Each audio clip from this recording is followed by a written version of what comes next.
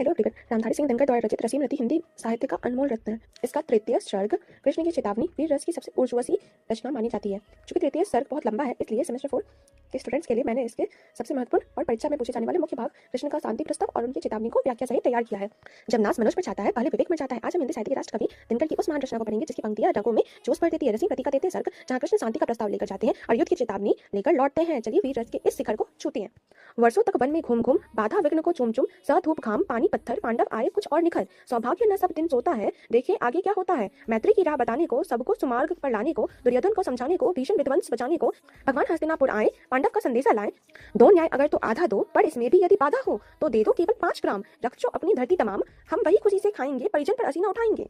चलिए अब एक्सप्लेनेशन समझते हैं। संघर्ष से निखरता व्यक्तित्व। कवि कहते हैं कि पांडवों ने 13 वर्ष वनवास और अज्ञातवास की कठिनाइयों, धूप बारिश पत्थर को सहा। इस संघर्ष ने उन्हें कमजोर नहीं बल्कि अधिक निखर यानी शक्तिशाली बना दिया।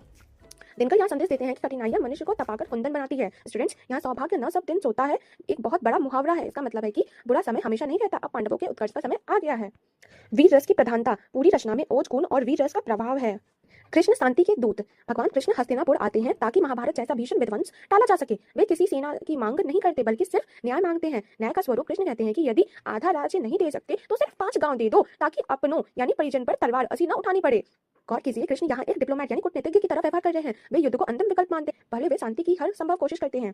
दुर्योधन वह भी दे ना सका, आज इस समाज की ले ना सका, उल्टे हरि को बांधने चला, जो तर असाध्य साधने चला। जब नाश मनुष्य पर चाहता है, पहले विवेक मर जाता है। दुर्योधन इतना अहंकारी था कि वह 5 गांव भी न दे सका। उसने भगवान श्री कृष्ण को ही बंदी बनाने यानी बांधने की कोशिश की। कवि कहते हैं कि जब किसी का विनाश करीब होता है तो सबसे पहले उसकी बुद्धि यानी विवेक नष्ट हो जाती है। यह कविता की सबसे आइकॉनिक लाइन है। पहले विवेक मर जाता है। यह मनोविज्ञान का बड़ा सत्य है कि क्रोध में इंसान सबसे पहले अपनी सोचने की शक्ति खो देता है। कृष्ण का विश्व रूप दर्शन। हरि ने भीषण हुंकार किया, अपना स्वरूप विस्तार किया, टकमक टकमक दिग्गज डोले, भगवान कुपित होकर बोले, जंजीर बढ़ाकर साथ मुझे, हाँ हाँ दुर्योधन बांध मुझे। कृष्ण अपना विराट रूप दिखाते हैं। वे दुर्योधन को चुनौती देते हैं कि अगर उसमें शक्ति है तो वह इस ब्रह्मांड स्वरूप भगवान को बांध कर दिखाए। यहाँ कृष्ण की आवाज में वीर रस अपने चरम पर है। पॉइंट्स देख लेते हैं। पहला हमारा वीर रस की प्रधानता। पूरी रचना में ओज गुण और वीर रस का प्रभाव है। भाषा। दिनकर की भाषा तत्सम प्रधान खड़ी बोली है जो युद्ध के वातावरण के अनुकूल है।